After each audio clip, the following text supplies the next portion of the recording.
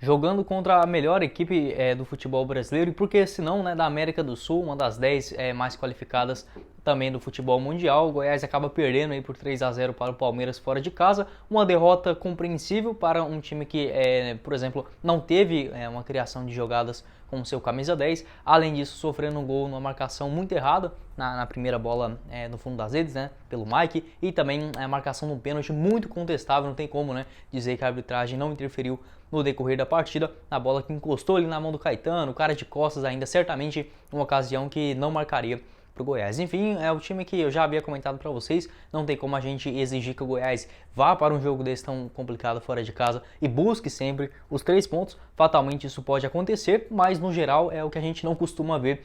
Pode ser aqui no Brasil, pode ser no futebol europeu em geral, uma equipe que já vem com a estrutura de uma mesma base, e quando saem os jogadores, né, dá até raiva de ver isso no Palmeiras. Sai um jogador e entra um outro que, se brincar, é melhor ainda do que o que estava na posição. Então assim, não tem muito que a gente julgar aqui o Goiás, apesar, óbvio, teve os problemas tanto na marcação do time quanto também da diretoria na montagem do elenco em geral, que quero conversar com vocês no decorrer do nosso vídeo. Mais uma derrota para não desesperar, beleza? No pior das hipóteses, com a vitória, por exemplo, do Fortaleza contra o Internacional, que eu acho que deve acontecer, o Goiás deve terminar ainda essa 21ª rodada com 4 pontos de vantagem em relação ao primeiro time dentro do Z4, uma distância bem tranquila relativamente para quem terá jogos também diretos jogando dentro de casa, que deve ser o foco do Goiás, né, contra o Avaí na próxima partida. Esse será o principal assunto do nosso vídeo hoje, comentar sobre essa escalação do Jair Ventura, 3 zagueiros, 2 volantes, algo que eu até havia pedido, né, aqui juntamente com vocês para testar em algum jogo mais difícil, acabou não dando tão certo. Enfim, um time que até conseguiu ter uma certa posse de bola,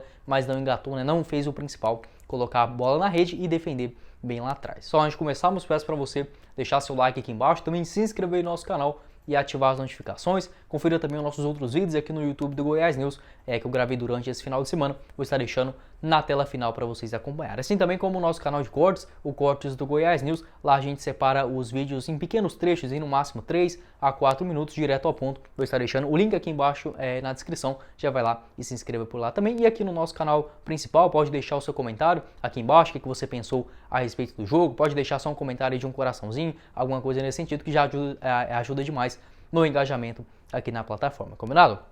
Bora então começar o nosso vídeo hoje para falar inicialmente do que foi nessa escalação do Goiás para esse duelo contra o Palmeiras, um jogo assim que todo mundo já sabia das dificuldades que teria por lá, né? Principalmente pelo Palmeiras nem ter poupado titulares em relação a um time que enfrentou o Atlético Mineiro no último meio de semana pela Copa Libertadores, então era natural, né? Assim como qualquer liga, a gente às vezes como torcedor não enxerga algum tipo de questão, né? Por conta de todo o amor, por conta de toda a história também, mas é extremamente natural. Um time que está voltando da Série B do Campeonato Brasileiro para jogar a primeira divisão, enfrentar o time que é bicampeão da Libertadores, é a mesma coisa, né? O Real Madrid enfrentando ali o Osasuna. É natural que o time da casa vença e até com uma certa facilidade. Então assim, não dá pra gente aceitar todas as derrotas possíveis, isso é claro, mas para um time que conseguiu uma vitória fundamental contra o Coritiba na última rodada, pelo menos o time entrou um pouco mais tranquilo dentro de campo. Até conseguiu assim, neutralizar bem o Palmeiras naqueles minutos iniciais, até os 15 minutos da primeira etapa. O Palmeiras, que é um time que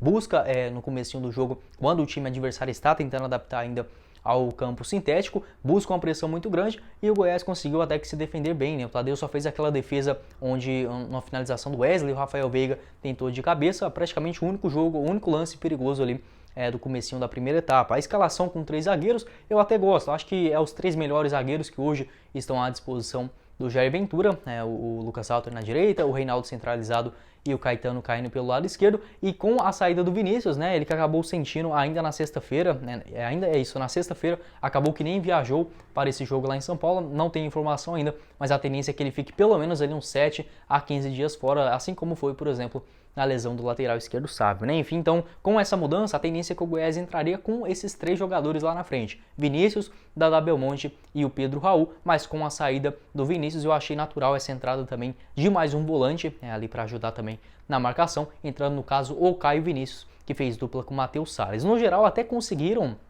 equilibrar bem, fazer um balanço relativamente ok, mas o Luan Dias ele não estava num dia inspirado hoje. É natural, né, gente? Pelo amor de Deus, o time jogar a Série A com camisa 10, a referência de criação pro Luan Dias, com todo respeito a ele também, que tem muito, né, ao que evoluir na carreira ainda, mas assim, não tem como falar que um time desse está preparado para jogar a Série A, né? É o que a gente tem para hoje, enfim, tem que torcer, tem que fazer análise também em cima disso, mas assim, não tem como cobrar que o Luan Dias vai fazer sempre bons jogos, assim como ele havia feito já contra a equipe do Fluminense e depois diante do São Paulo nas últimas rodadas. Cumpriu suspensão, né, diante do Coritiba e acabou voltando nesse jogo. Sobre o que poderia ter feito o Goiás em relação ao primeiro tempo. No lance do primeiro gol, o Goiás que já até havia chegado com certo perigo, a cabeçada do Caetano, com uma boa defesa ali do Everton, que acabou batendo na trave. No escanteio seguinte, o Reinaldo acabou cabeceando para fora, mas faltou um pouco mais de ímpeto na marcação. A gente sabe que o Goiás demora a dar o primeiro combate. O Goiás espera o time ele chegar bem próximo da sua área, para aí sim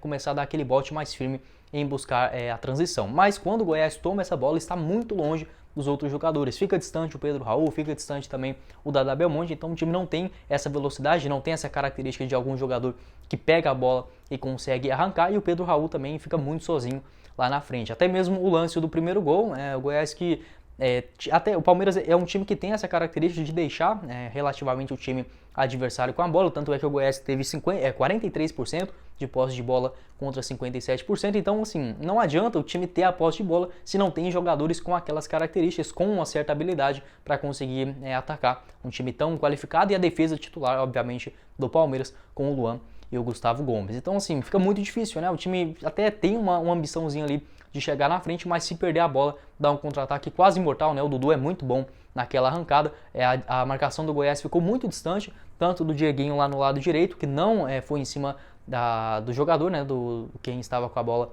que era o Dudu, sendo que já tinha um outro zagueiro dele por trás, poderia ter ido um pouco mais na frente, e lá no lado esquerdo, tanto o Caetano quanto também o Danilo Barcelos esperou, né, que o Mike iria dominar aquela bola praticamente dentro da grande área, não tem como, né, só pegar a bola ali, tirando do goleiro, que a chance de marcar o gol é muito grande. Então, assim, faltou um pouquinho mais de pisar realmente na grande área, os volantes marcarem mais incisivamente, tanto pelo lado do Matheus Salles, lá no lado esquerdo, quanto também do Caio Vinícius. Mas, no geral, ok, né, faz parte, o time até tentou atacar, mas não tem peças para isso, e aí fica difícil, porque o Goiás no primeiro tempo praticamente não conseguiu criar nada com a bola rolando mesmo, né, sem ser a bola parada, e uma outra batida do Danilo Barcelos. Veio ali a metade, né? O Goiás até que conseguiu se equilibrar, falei isso com vocês também, a importância desses jogos assim quase impossíveis de vencer, você leva o primeiro gol, mas tem calma, né? Porque o jogo não vai acabar com 15, 20 ou 30 minutos do primeiro tempo. O Goiás até que conseguiu controlar bem, né? Ficava um jogo ali meio para cá, meio para lá. O Palmeiras não é um time muito inteligente quando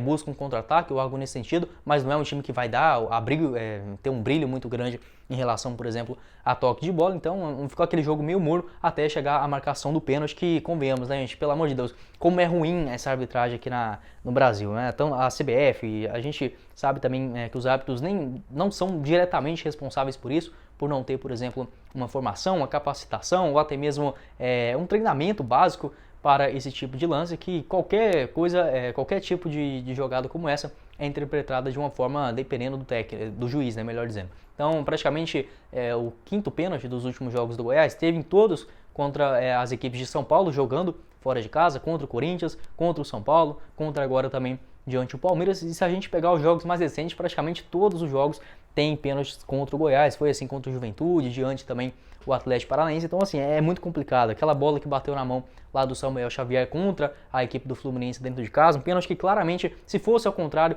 o árbitro daria na hora. E se fosse esse pênalti de hoje, lá, vamos supor, né, o capitão do Palmeiras, o Gustavo Gomes ali, num cruzamento, por exemplo, do Dada Belmonte, no lado esquerdo, a bola batesse daquela forma no Gustavo Gomes. Você acha que o árbitro iria lá e rever o lance? Isso que eu acho, assim, o mais chateado, sabe?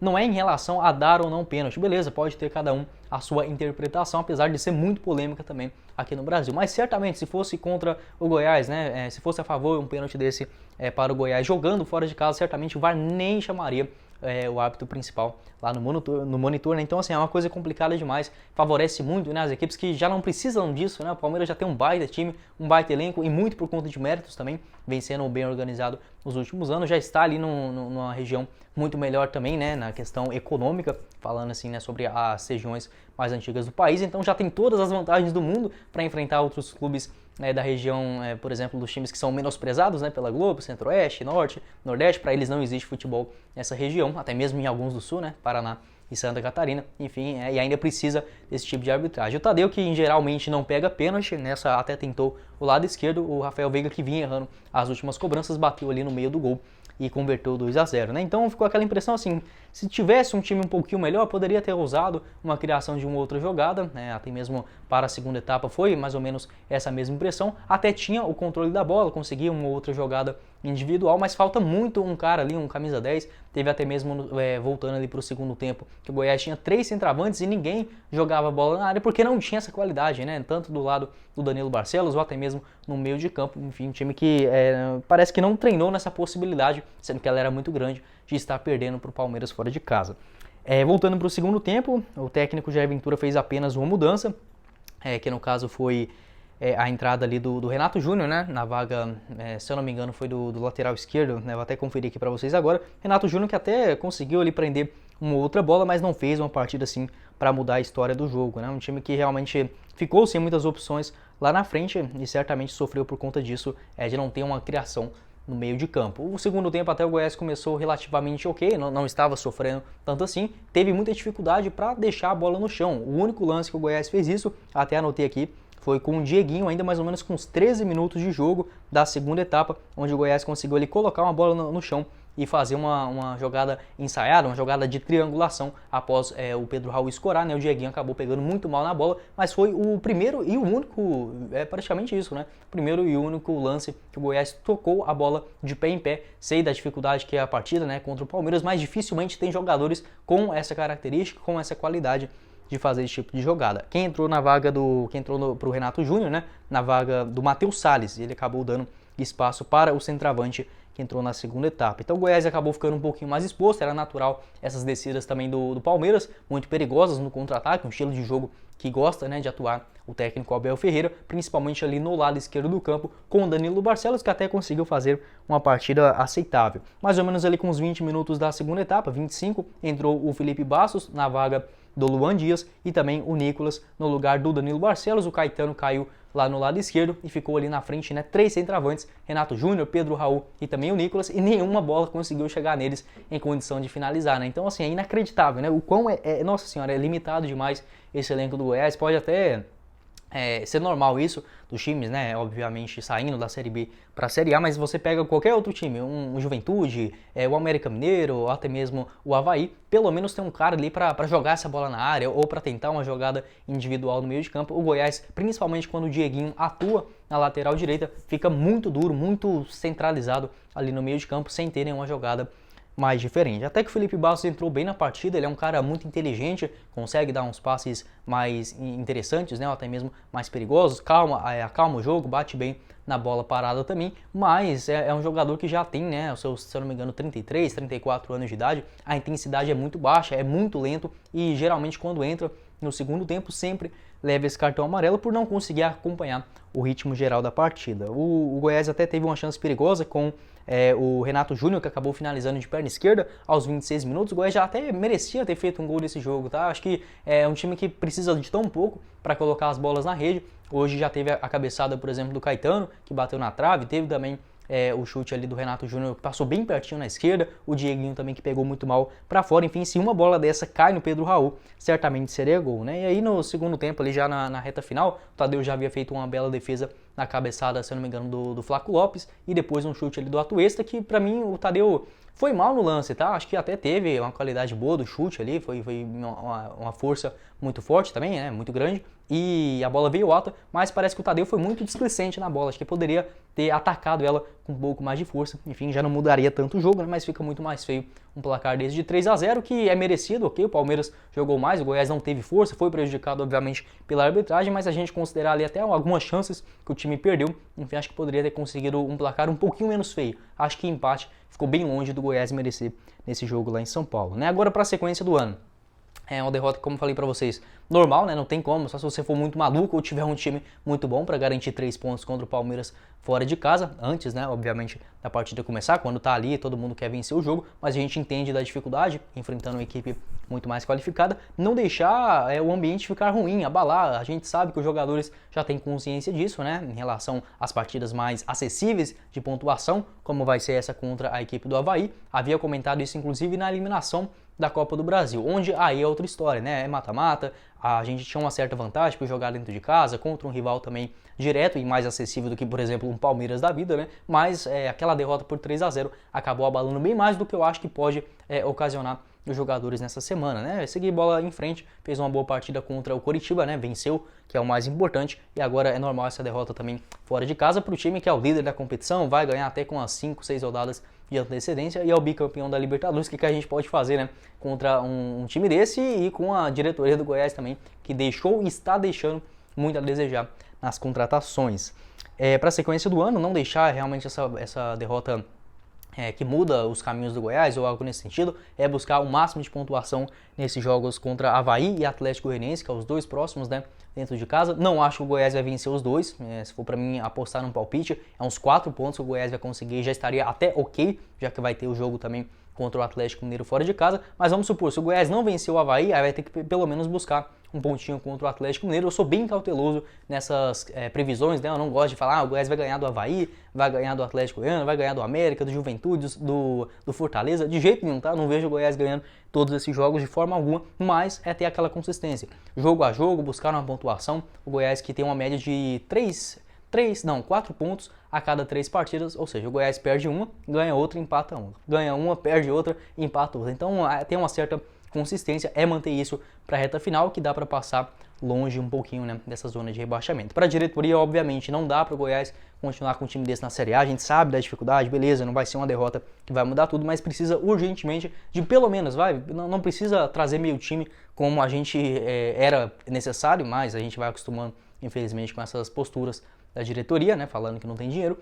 Pelo menos um jogador pelo lado do campo. O Goiás precisa demais de um atleta disso e principalmente um meio campista para dar um pouquinho mais de amplitude, de uma bola parada, de uma qualidade inclusive na jogada individual. O Goiás não tem essa referência no meio de campo e é difícil demais achar que o Jair Ventura vai encontrar toda a partida um coelho, né, tirar um coelho da cartola a cada rodada da Série A. Enfim, aí fica aí as lições para as próximas partidas. Jogo difícil, ok, faz parte. Agora é tentar o mais rápido possível, né, se recuperar, descansar e buscar essa vitória no próximo sábado contra o Avaí na Serrinha, que aí sim é o nosso campeonato, né? Se o Goiás não se preparou para competir com os grandes no passado, hoje a gente tem que se contentar com a permanência na Série A, que hoje já seria de uma baita conquista, visto que era o time no começo do ano, que fez a diretoria também as passadas, né, com uma baita falta de juízo, endividando o time, e agora nesse ano também de 2022, apesar de algumas quitações de dívidas e também da montagem do elenco, que ficou muito a desejar, como falei para vocês, né, sem ter um jogador de velocidade pelos lados do campo, inacreditável uma coisa dessa, e também de um meio campista. As únicas esperanças eram o Apodi, com 36 anos de idade, e o Elvis, né, que nunca havia feito uma Série A como titular. Então assim, fica aí as lições, né, dessa derrota fora de casa, como falei, seguir a vida, né, seguir normal. Acho que é uma coisa que acontece, vai perder, obviamente, para esses jogos mais difíceis, principalmente fora de Goiânia, seguir aí e buscar essa vitória, que seria, né, será fundamental contra o Avaí. Quero saber sua opinião aqui embaixo nos comentários, o que você pensou também a respeito desse jogo fora de casa, quais mudanças você faria contra o Avaí. Eu até dou um pitaco aqui a respeito da escalação. Acho que o Goiás pode jogar com o Avaí só com 2 zagueiros, abrindo nas laterais o Maguinho, que volta ao time, assim como o lateral esquerdo o Saf, então já dá uma outra cara para o time. Lá no meio de campo volta o Dieguinho, que é um cara que consegue sair jogando muito melhor, tem uma jogada individual com bastante qualidade, Matheus Salles e o Luan Dias, e lá na frente ficaria Dada Belmonte, Pedro Raul e o Vinícius, caso ele volte. Caso não, aí sim pode tentar ou um outro volante ou até mesmo um outro centroavante. Eu iria ali, por exemplo, com o Nicolas. Quero saber sua opinião aqui embaixo nos comentários, o que você pensou a respeito dessa derrota no Allianz Parque aí por 3-0 e para a sequência do ano, né, o Goiás que, beleza, apesar do ano, enfim, algumas derrotas contestáveis, por exemplo, na Copa do Brasil, lá no comecinho do campeonato, é uma participação bem ok, bem aceitável. Somatei aqui 25 pontos, como falei para vocês, né, no máximo vai acontecer ficar ali 4 pontos em relação ao primeiro time dentro do Z4, já que o Cuiabá perdeu, também a equipe do Atlético Goianiense venceu, mas ficou ali junto com os 20 pontos, enfim, um campeonato ali todo pela frente e tendo que buscar aí pelo menos mais umas 4 vitórias e outros 5 empates, mais ou menos dessa conta. Não acho que será uma tarefa tão difícil, apesar desse elenco limitado. Bom, esse foi o vídeo, eu espero que vocês tenham gostado. Não esqueça de deixar seu like aqui embaixo, também de se inscrever no nosso canal e ativar as notificações. Confira também os nossos outros vídeos aqui no YouTube do Goiás News, que vou estar deixando na tela final, assim como o link do nosso canal de cortes, o Cortes do Goiás News, que vai estar aqui embaixo na descrição. Quem falou com vocês foi o Guilherme e nos vemos na próxima oportunidade, meus caros esmeraldinos. Valeu, galera!